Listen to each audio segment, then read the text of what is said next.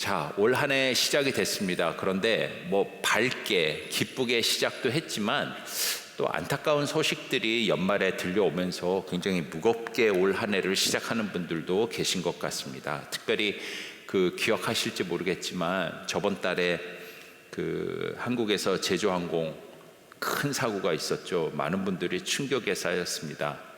그 비행기에 있었던 거의 모든 사람들이 이제 참 힘든 일을 당하게 되었죠.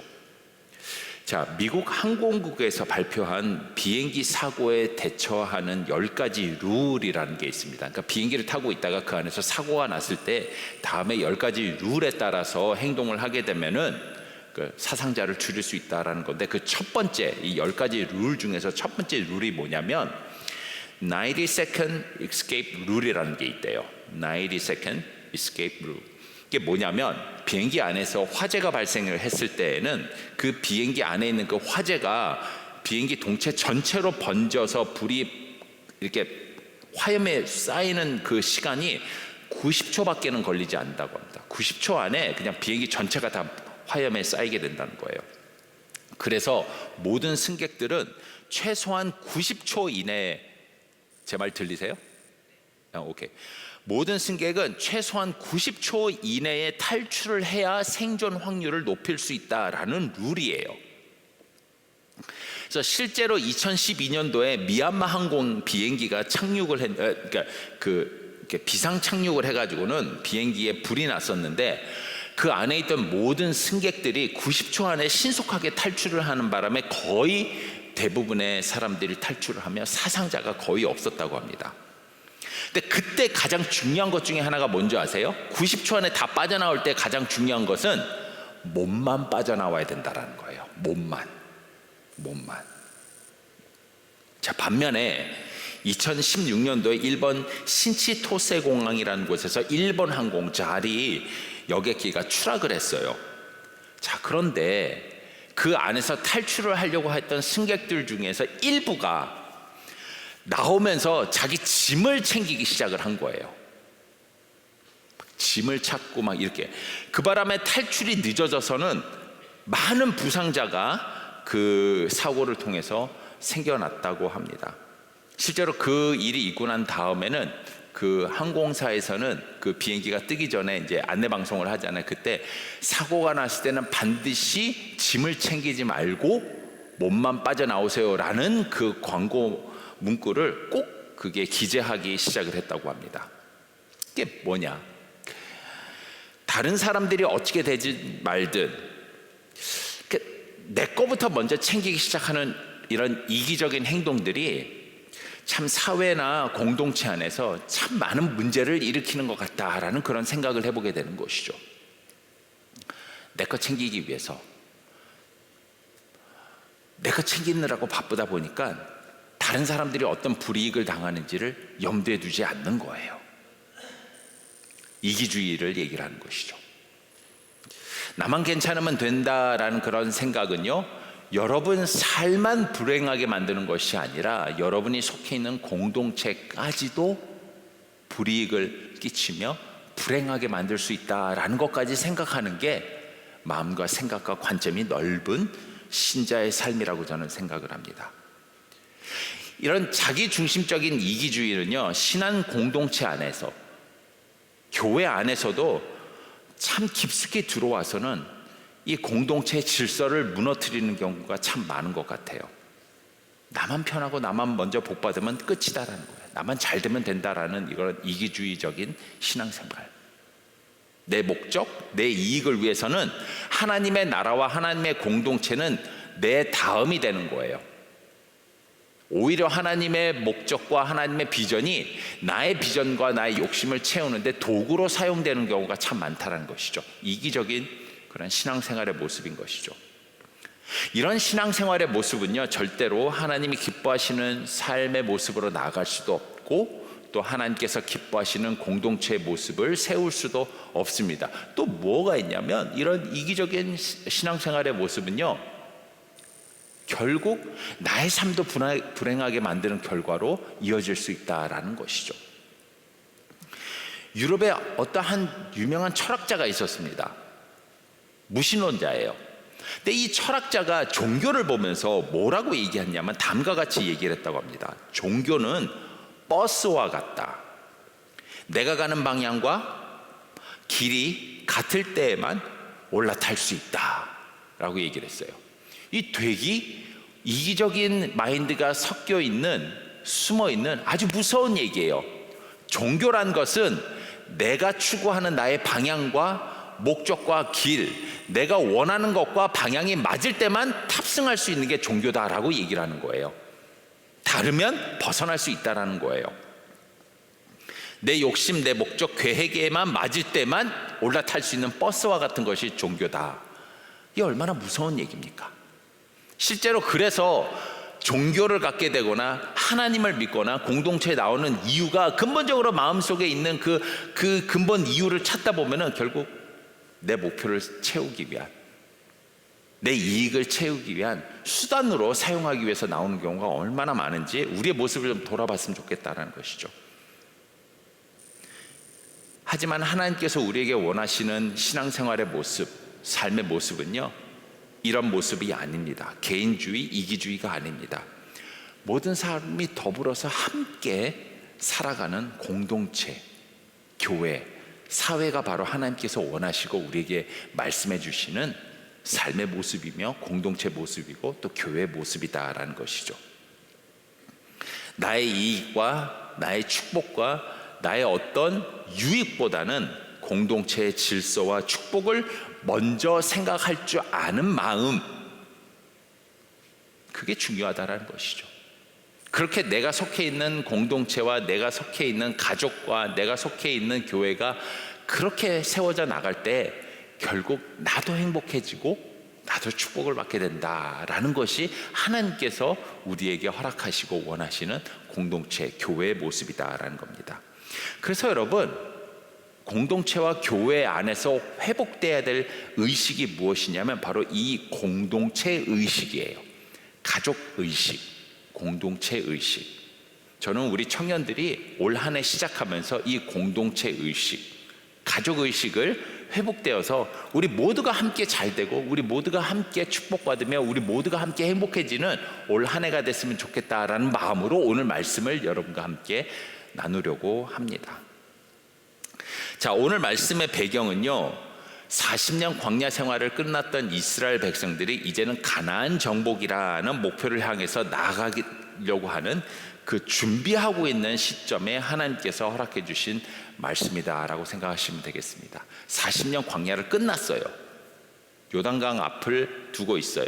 요단강 뒤에는 이제 가나안이라는 새로운 땅이 이제 우리를 기다리고 있어요. 요단강을 건너기 전 광야 생활을 청산을 하고 이제 새로운 땅을 바라보고 있는 그 시점에 모여 있는 그 장소에서 하나님께서는 이스라엘 백성들에게 오늘의 말씀 주시면서 너희 안에 공동체 의식, 한 식구다라는 가족 의식을 회복하라라는 그 말씀을 오늘 주고 있는 것이 오늘 말씀의 배경이다라는 것이죠. 우리 모두는 다 하나님 안에서 한 가족이다, 식구다, 한 지파, 한 개인, 개인주의가 아니라 우리 모두는 하나의 공동체, 하나의 가족이다. 이거 잊지 말아야지 이 요단강 건너서는 하나님이 너에게 약속하셨던 가나안 땅에 들어갈 수 있다라는 이야기를 주고 계시는 것이죠. 자, 특별히 이 공동체 의식을 회복하라라는 그 말씀을 주시면서 오늘 본문에서는 여호수아를 통하여서 12절과 13절에 다음과 같은 부탁을 합니다. 루벤 지파, 갓 지파, 므낫세 반 지파에게 부탁한다라는 말씀을 주고 있다라는 것이죠. 자, 이 12절과 13절에서 보게 되면은 12지파 중에서 2지파 반이 되는 루벤, 갓, 므낫세 반 지파에게 너희가 12지파 전체가 앞으로 가나안 땅에 들어가서 어떤 땅을 차지하게 될 것이며 그 땅을 차지하는 과정 가운데 너희 두 반지파 므낫세와 갓과 루벤과 갓과 므낫세 반지파가 어떤 일을 해야 되는가에 대해서 지금 말씀을 구체적으로 주고 있는 것이 오늘 본문의 배경이다라는 것이죠. 사실 신명기 3장 20절을 보게 되면은 이 두 지파 반, 그러니까 루벤과 갓과 므낫세 반지파는 요단강을 건너서 가나안 땅에 들어가기 전에 이미 자기의 땅의 포션을 물려받았어요.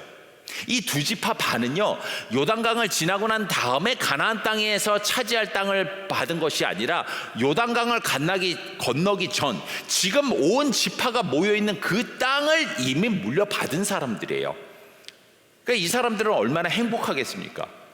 다른 지파들은 요단강을 건너서 들어가서 이미 가나안 땅을 차지하고 있는 이방 족속들과 싸움을 해서 땅을 차지해야 될 그 의무와 책임이 있지만, 오늘 본문에 나와 있는 므낫세, 갓, 이 루벤 지파들은 싸움을 하지 않고서도, 강을 건너지 않고서도 이미 자기네 땅의 폴션을 지금 이어받은 상태예요. 모든 것이 다 끝난 상태예요.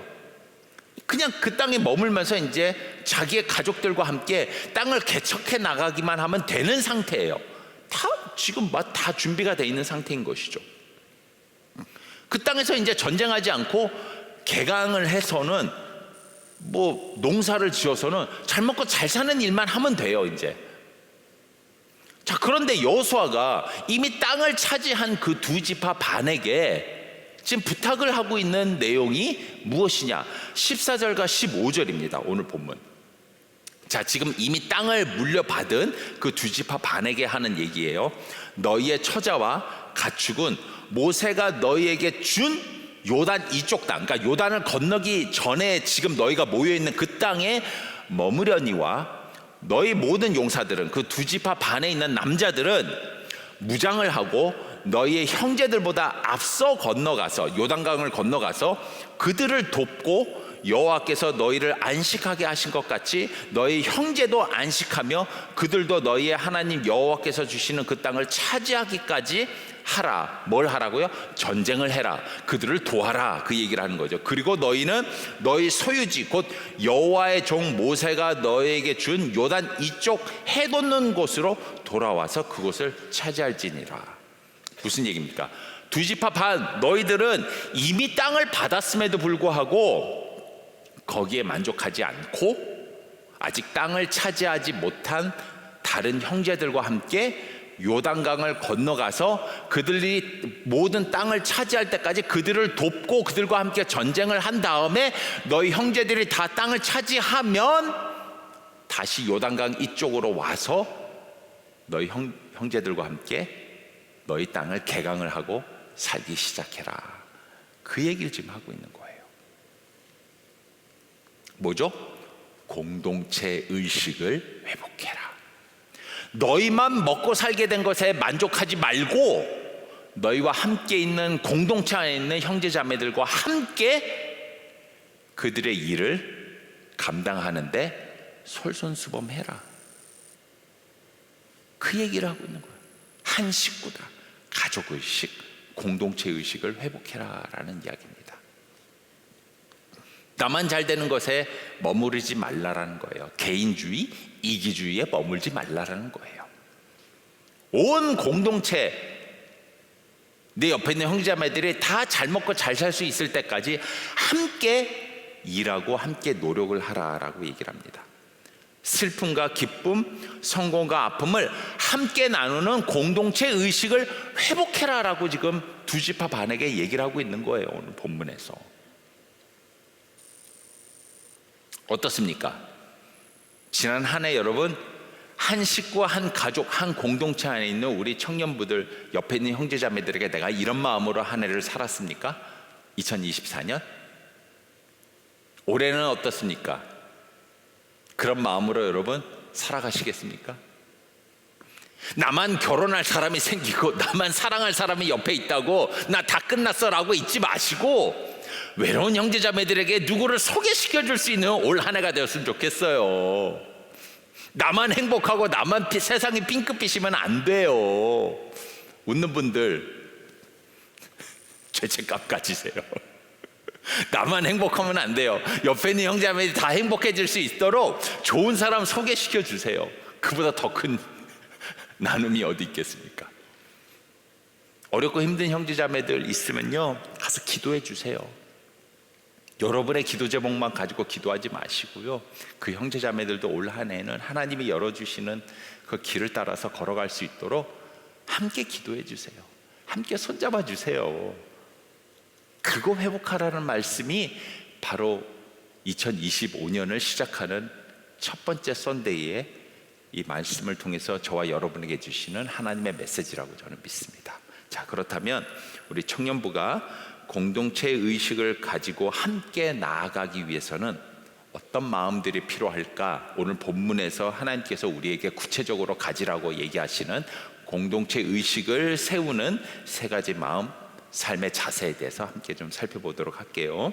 첫 번째로 우리가 가져야 될 마음은 양보하는 마음입니다. 한 식구, 한 가족, 한 공동체를 세워나가기 위해서 그 안에 있는 우리 모두에게 필요한 첫 번째 마음은 양보하는 마음이에요. 양보하는 마음. 나의 축복, 나의 권리, 나의 특권만 주장하고 고집하는 것이 아니라 다른 사람, 형제 자매를 위해서는 이런 것까지도 양보할 수 있는 마음이 있을 때 우리 모두는 한 공동체를 세워나갈 수 있는 한 식구, 한 가족이 될 수 있다라는 겁니다. 오늘 본문 13절 한번 볼까요? 자, 이미 땅을 받은 그 두 지파 반에게 어떤 마음을 가지라고 여호수아가 그들에게 이야기를 합니까? 13절입니다.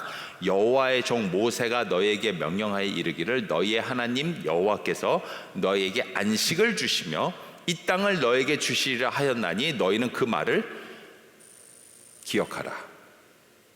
이 땅 뭐죠? 제가 얘기했잖아요. 요단강 건너기 전에 이미 두 지파 반이 배정받은 이 땅, 너희의 땅, 너희의 권리, 너희의 축복, 이미 받은 기도 응답. 자, 오늘 지금 방금 읽었던 13절 본문에서 나오는 안식이라는 단어는 우리가 일반적으로 생각하는 그런 안식, 사바스, 이걸 얘기하는 게 아니에요. 메뉴화라는 단어로 되어 있는데 쉽게 말해서는 settle down, rest, settle down. 이미 너희가 편안한 생활을 할 수 있도록 너에게 허락된 정착된 장소를 의미하는 게 바로 안식이란 뜻이에요. 너희가 앉을 수 있는 장소, 쉽게 우리에게 표현을 하자면 너희가 먹고 살 수 있도록 하나님이 허락해 주신 직장, 너희가 더위와 추위를 이겨낼 수 있도록 너희에게 허락해 주신 집, 너희가 편안하게 다닐 수 있도록 허락해 주신 너희의 차, 너희의 재정, 너희의 건강, 이 모든 것들을 통합적으로 얘기를 할 수 있겠죠. 이 모든 것들은 나에게 허락된 하나님의 축복입니다. 잘 먹고 잘 살 수 있도록, 이 이민 생활을 해나갈 수 있도록 나에게 허락해 주신 직장이고 차고 의식주예요. 어떤 분들은 그렇게 생각할 수 있을 거예요. 내가 열심히 일하고 내가 열심히 노력을 해서 내가 얻어낸 것이다. 정말 그럴까요? 정말 세상이 그렇던가요? 1 더하기 1은 2처럼 내가 열심히만 하면은 열심히 한 만큼 모든 것이 다 보상으로 돌아오는 게 진짜 세상일까요? 그렇지 않은 경우가 참 많다는 거 우리가 너무나도 잘 알아요. 내가 한 만큼 모든 것이 고스란히 돌아오지 않는 것이 사실은 이 치열한 세상의 어떤 어두운 면일 수도 있겠죠. 그렇기 때문에 우리는 늘 감사하고 겸손한 마음으로 살아야 돼요. 하나님이 우리에게 허락해 주신 것들이에요. 레스트예요. 안식이에요. 자, 오늘 본문 말씀에서도 므낫세, 르우벤, 갓 지파는 이미 하나님께서 그들이 안정된 삶을 살 수 있도록, 세틀다운 할 수 있도록 땅을 허락해 주셨어요. 심지어 그 땅은 그들이 노력도 안 했는데도, 전쟁을 하지 않았는데도 주어진 축복과 같은 것들이에요. 얼마나 좋아요. 굳이 강을 건너서 전투를 하지 않아도 돼요. 내 가족이 있잖아. 내 가족들하고 여기서는 그냥 이제 레스트 할래, 안식을 할래. 니네 아직 땅 없는 사람들이 니네가 가서 알아서 해. 충분히 그렇게 얘기할 수 있어요. 나는 내가 지금 받은, 하나님께 받은 이 모든 것들 내가 누릴 수 있는 자격이 있어, 축복이 있어. 누가 뭐래요 그래요? 특권을 포기할 수 없을 수도 있어요. 내가 굳이 힘들게 그들 따라서 들어가 가지고는 목숨의 위험을 받으면서까지 전쟁할 필요도 없어요. 그들이 그렇게 안 한다 그래서 다른 지파들이 뭐라고 말할 수도 없어요. 너 왜 우리 따라서 안 와? 빨리 우리 따라서 들어가서 우리 함께 전쟁해줘. 억지로 요구할 수도 없어요. 그런데 이 두 지파 반은 어떻게 하기로 합니까? 여호수아가 어떻게 하라고 얘기를 합니까? 양보하는 마음을 가져라. 너희에게 이미 주어진 것을 너희 공동체 안에 있는 식구들을 위해서 조금 내려놓고 양보하고 그들의 고난과 그들의 사역에 함께 동참하겠다라는 마음을 가져라. 그래야 한 식구, 한 가족, 한 공동체라는 의식을 세워나갈 수 있다라고 여호수아가 얘기를 하는 것이죠. 여러분은 어떻습니까? 여러분은 한 식구, 한 공동체, 형제자매들과 함께 이 공동체를 세워나가기 위해서 여러분이 가지고 있는 것들을 기꺼이 양보할 마음이 있습니까? 양보하라는 것은 단순히 여러분이 가지고 있는 물질이나 권리만을 얘기하는 것이 아닙니다. 어떨 때는 나의 생각, 나의 사상까지도 양보할 줄 아는 마음이 있어야 됩니다. 여러분, 한 공동체를 세워나가는데 가장 걸림돌이 되는 것 중에 하나가 뭐냐면 서로 다른 생각인 것 같아요. 생각이 다르면 우리가 뭐라고 얘기를 합니까? 너는 틀렸어 라고 얘기를 하죠. 근데 사실 틀린 게 아니죠. 너는 달라라는 것이 되겠죠. 다른 거예요. 틀린 게 아니에요. 다른 거예요. 그 다름 속에서 한 공동체, 한 마음이 나오게 되면은 다양성이 모두가 포함이 된 아름다운 완성된 그림이 나올 수 있는 것이죠. 그러기 위해서는 내가 가진 색깔, 내가 가진 생각, 내가 가진 개념까지도 양보할 줄 알아야 된다는 것이죠. 여러분, 바울 하면 어떻습니까? 여러분, 바울 하면은, 저는 바울 하면은 굉장히 고집이 센 사람이다라는 그런 인식이 있어요. 바울만큼 진짜로 이 신념이 강하고 바울만큼 고집이 세며 진짜 바울 같은 사람은 내가 뭐라고 얘기를 해도 안 들어먹을 것 같은 고집, 그런 자기 생각이 뚜렷한 사람이다라는 그런 생각이 있어요. 인식이 있어요. 근데 바울이 어떻게 했는지 아세요?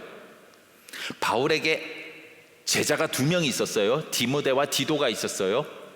그런데 디모데에게는 할례를 받게 했으며 디도에게는 할례를 받지 못하게 했어요. 와, 할례, 그게 뭐 어때서? 여러분, 할례라는 문제는 오늘날 우리에게는 그렇게 별로 문제가 될 것 같지 않은 이슈지만 바울이 사역하고 있었던 이때에는 할례라는 그 이슈는 신앙적 신념이었어요. 신앙적 신념의 한 부분이었어요. 할례를 받느냐 안 받느냐가 굉장히 중요한 이슈였어요. 공동체 안에서도. 바울은 할례 받을 필요 없다라고 생각하는 사람이었어요. 할례가 구원을 완성시키는 것이 아니라 오직 예수를 믿는 믿음이 구원을 완성시킨다, 고로 할례를 강조하는 사람들은 하나님의 말씀에 정면으로 대적하는 사람이다라고 저주를 할 만큼 할례는 용납할 수 없는 신앙적 신념이었어요, 바울에게. 그런 바울이 자기 제자 중에서 디모데는 할례를 받게 하고 디도는 할례를 받지 않게 했어요. 왜 이렇게 서로 다른 기준을 자기 제자들에게 어플라이를 했을까? 바울은 하나님의 나라, 복음이라는 큰 그림과 목표를 달성하기 위해서 기꺼이 자기의 신앙적 신념까지도 양보할 수 있는 마음이 있었다라는 거예요. 디모데는 할례를 받아서 유대인들에게 복음을 전파하는 도구로 사용할 수 있도록, 디도는 할례를 받지 않아서 이방인들에게 하나님의 말씀과 복음을 전할 수 있는 도구로 사용될 수 있도록 자기의 신앙적 신념까지도 양보할 줄 아는 사람이었어요. 무엇을 위해서? 공동체를 위해서, 하나님의 나라를 위해서. 우리는 어떻습니까? 우리 공동체라는 이 큰 그림을 위해서, 공동체의 하나됨을 위해서, 하나님의 나라를 위해서, 복음의 완성을 위해서, 내 형제자매들을 위해서 나의 생각까지도 잠시 내려놓고 양보할 수 있는 그런 양보하는 마음이 있나? 여러분 얘기 많이 들어보셨잖아요. 우리 어른들이 같은 교회 안에서도 정말 말도 안 되는 것 때문에 싸우다가 교회 두쪽 나는 일들 많이 있었잖아요. 피아노를 무대 위에 올려놔야 될까, 아래에 놔야 될까? 그것 때문에 교회가 두쪽 난 교회들이 있대요, 진짜로. 그래서 그래서 피아노를 아래에 놔야 된다라는 교회는 나가서 새로운 교회를 지었는데 아래 교회라고 짓고요, 피아노를 무대 위에다 올려놔야 된다라는 교회는 교회 이름을 바꿔서 윗교회라고 바꿨다라는 우스갯소리도 있잖아요. 그 뭐 중요해요? 근데 실제로 우리가 공동체 생활을 하다 보면 이렇게 자의 생각, 내가 가지고 있는 것을 양보하거나 포기하지 못해서 한 공동체의 의식을 회복하지 못하는 경우가 얼마나 많은지 모르겠습니다. 청년 여러분, 여러분들은 젊어요. 생각이 열려 있어요. 다름을 포용할 수 있는 유연성이 있어요.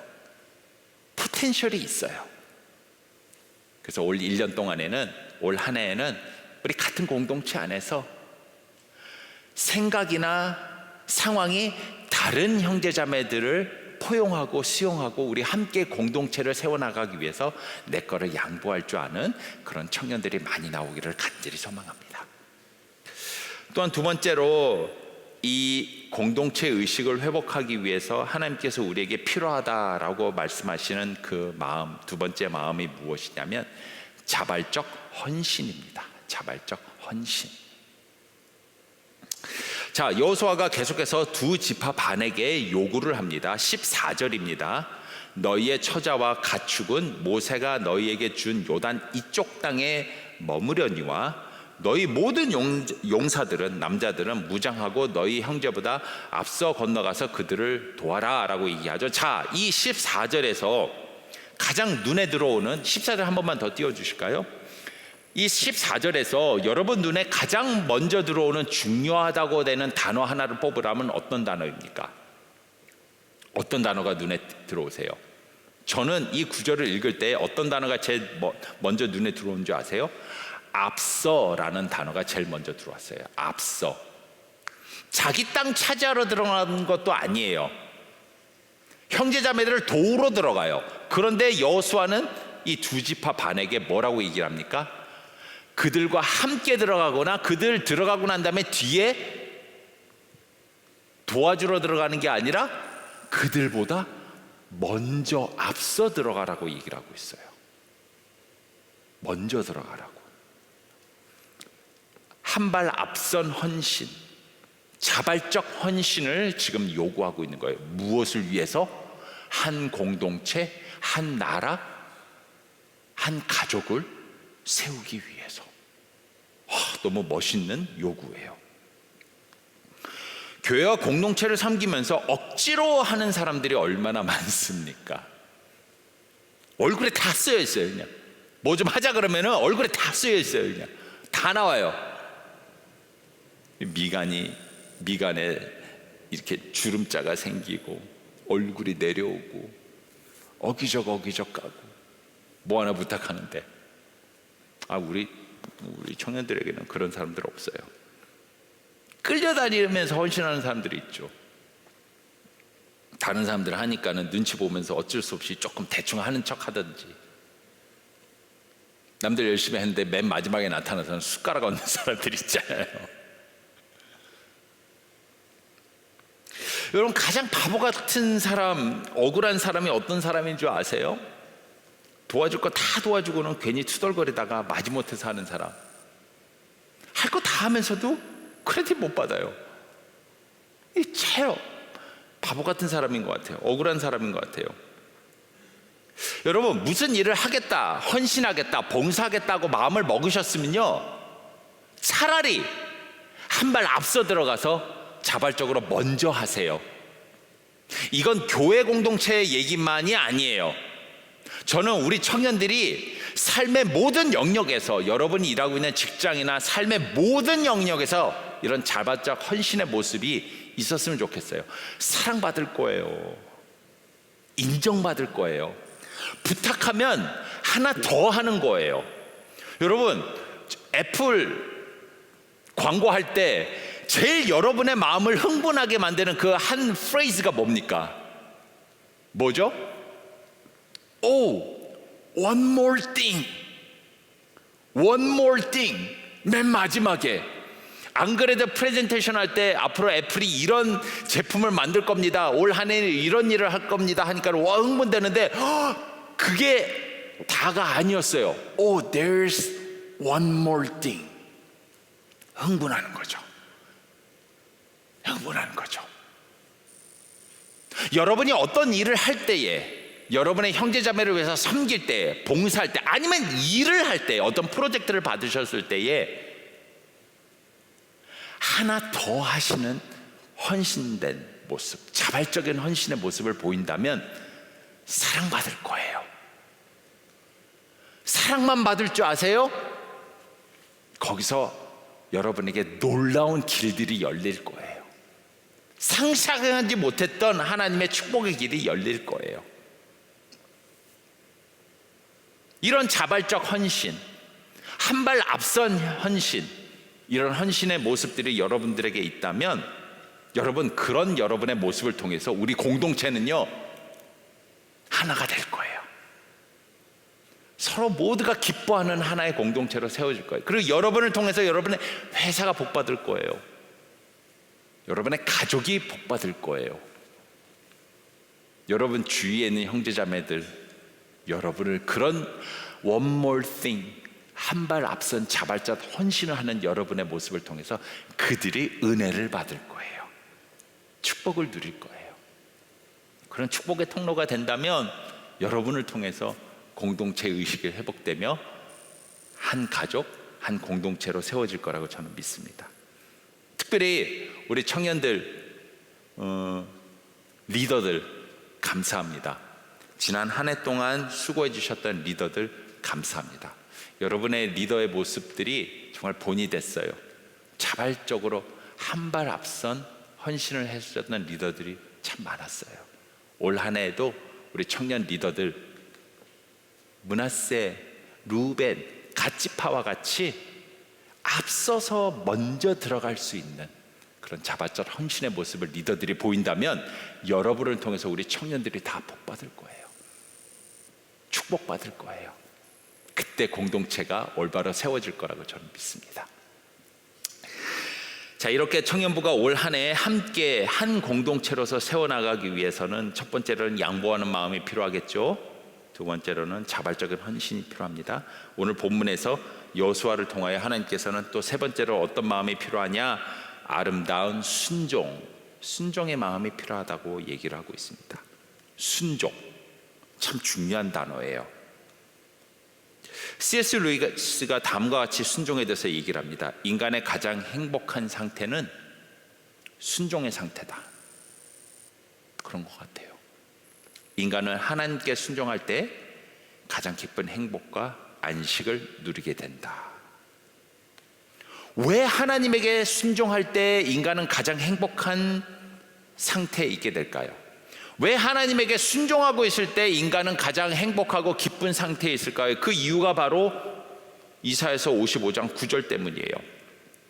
이는 하늘이 땅보다 높은 같이 내 길은, 여기서 말하는 내 길은 하나님이 말씀하시는 길이죠. 하나님이 여러분의 삶 속에 준비해 놓은, 하나님께서 여러분을 위해서 준비해 놓으신 하나님의 길, 내 길은 너희가 생각하고 너희 수준에서 볼 수 있는 길보다 높으며 내 생각은 너희의 생각보다 높음이니라. 오늘 저 찬양하는데 너무 은혜가 됐어요. 진짜 은혜가 됐어요. 오늘 찬양하는데 보라 하나님 능력을, 보라 하나님 구원을, 너희의 생각, 너희가 보지 못하는 길 나는 볼 수 있고, 내 생각은 높고 내 길은 너희보다 깊기 때문에 나 믿고 나 의지해라, 내 말에 순종해라. 그렇기 때문에 하나님의 말씀에 순종하는 그 순종의 상태가 인간이 가장 행복하고 안정감을 느낄 때다라고 얘기를 하고 있는 것이죠. 여호수아가 참 부담되는 부탁을 두 지파 반에게 했어요. 그 참 부담되는 부탁이에요. 여러분 같으면 그 부탁 잘 받아들일 수 있겠어요? 양보하고 자발적 헌신을 베풀라. 자, 이 부담스러운 부탁에 대해서 두 지파 반이 뭐라고 대답을 합니까? 오늘 보면 16절과 17절입니다. 그들이 여호수아에게 대답하여 이르되 당신이 우리에게 명령하신 것은 우리가 다 행할 것이요. 와우. 당신이 우리를 보내신 곳에는 우리가 가리이다. 우리는 범사에 모세에게 순종한 것 같이 당신에게 순종하려니와 오직 당신의 하나님 여호와께서 모세와 함께 계신 것 같이 당신과 함께 계시기를 원하나이다. 이 부담스러운 부탁에 두 지파 반이 뭐라고 대답합니까? 당신 부탁하신 것 다, 싹 다 그 부담스럽게 느껴지는 부탁 다 행할 것입니다. 몇 개만 골라서 이거는 하고 저거는 하지 않는 게 아니라 다 행하겠습니다. 아름다운 순종의 모습을 보이고 있는 것이죠. 그리고 이 아름다운 순종 덕분에 이스라엘 백성들은 한 공동체, 한 가족이 되어서는 함께 그 가나안이라는 새로운 영역, 새로운 땅을 개척해 나가기 시작을 했다라는 것이죠. 그들의 순종에는 조건이 없었어요. 우리는 이미 땅을 받았으니까 뭐 그렇게 목숨 걸고 싸우지 않아도 되니까 이제 그냥 니네가 먼저 들어가. 아직 땅 못 받은 사람 먼저 들어가. 우리가 뒤에서 후방에서 지원을 할게. 그냥 조건이 없었어요. 먼저 들어가라고 하니까 먼저 그냥 들어가는 거예요. 무엇을 위해서? 하나님의 나라를 위해서, 공동체 전체를 위해서 조건이 없는 순종이었어요. 아름다운 순종이었던 것이죠. 이런 아름다운 순종이 그러면 어떻게 나올 수 있었겠습니까? 왜냐하면 결론부터 말씀드리자면 우리 모두가 바로 조건 없는 하나님의 사랑과 은혜를 받았기 때문이다라는 것이죠. 여러분이 지금 누리고 있는 모든 것들이 조건 없이 하나님께서 여러분에게 주신 은혜와 축복이에요. 마치 싸우거나 그 어려운 요단강을 건너지 않고도 이미 땅을 배정받았던 것처럼 조건 없이 이미 축복을 받았기 때문이에요. 그러니까 엄밀히 말해서 우리 모두는요, 이미 땅을 배정받은, 요단강과 전쟁을 하기 전에 이미 땅을 부여받은 두 지파 반과 같은 사람들이에요. 우리 모두는. 근데 그들에게 공동체를 위해서, 하나님의 나라를 위해서 헌신하라 라고 했더니 조건 없이 헌신하는 거예요. 얼마나 아름답습니까? 저는 이런 모습들을 우리 청년들에게 많이 나오기를 원합니다. 그랬을 때 여러분의 그런 아름다운 헌신과 순종을 통해서, 그 아름다운 순종을 통해서 올 한 해는요, 우리 모두가 함께 다 축복받고 은혜받게 되는 공동체가 될 거라고 저는 믿습니다. 여러분 믿으세요? 그렇게 될 거예요. 그렇게 될 거예요. 뭐 얘기 들어서 아시는 분들도 계시겠지만 올 우리 청년부에는 큰 변동이 있을 거예요. 네, 큰 변화가 있을 거예요. 새로운 이제 청년부 목사님이 오세요. 저는 이제 앞으로 3주 후 1월 26일을 마지막 선대로 이제 사임을 하게 됩니다. 참 아쉬워요. 2024년 1년 여러분과 함께 지냈어요. 제가 우리 교회에서 6년 사역을 했어요. 여러분과 1년 사역했어요. 근데 이건 거짓말이 아니에요. 거짓말이 아니라 거짓말이 아니에요. 이게 거가 아니라 금에는 굉장히 강조하는 거거든요. 이건 거짓말이 아닌데, 이거 방송인데 어떡하지? 어른들과 함께 사역했었던 5년보다 여러분과 함께 사역했었던 1년이 훨씬 더 행복했어요. 좋았어요.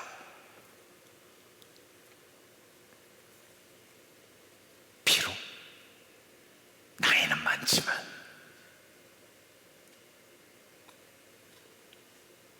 근데 아쉽게도 또 하나님이 또 떠나라는 그런 말씀을 주셔서 2월 3일 날 한국으로 들어가게 됩니다. 완전히 미국 생활 정리하고 한국으로 완전히 귀국하게 됩니다. 가서 어떤 사역을 하게 될 것인가 뚜렷이 결정된 것은 없는데 오늘 찬양 속에 하나님께서 은혜를 주셨어요. 올 한 해 나의 길을 열어주실 것이다. 요단강 건너서 태평양 건너서 가나안으로 들어가게 될 텐데, 한국으로 들어가게 될 텐데, 거기서 어떤 일이 펼쳐질까 저는 아무것도 모르는데 하나님이 열어주실 거라고 예배 가운데 은혜를 주셨어요. 그리고 여러분에게는 저보다 훨씬 더 좋은 새로운 리더십이 세워질 겁니다. 새로운 담당자가 올 거예요. 40년을 이끌었던 모세가 리더십에서 내려오고 그 젊은 여호수아라는 리더십이 세워진 이 시점에 그 새로운 리더십을 맞이하는 이스라엘의 자세가 어땠는지 아십니까? 오늘 보면 17절입니다. 우리는 범사의 모세에게 순종한 것 같이 당신에게 순종하려니와, 여호수아 당신에게 순종하려니와, 오직 당신의 하나님 여호와께서 모세와 함께 하신 것 같이 당신과 함께 계시기를 원하나이다. 제가 물러나고 새로 리더십이 오시는 분들에게 여러분이 해야 될 고백이에요.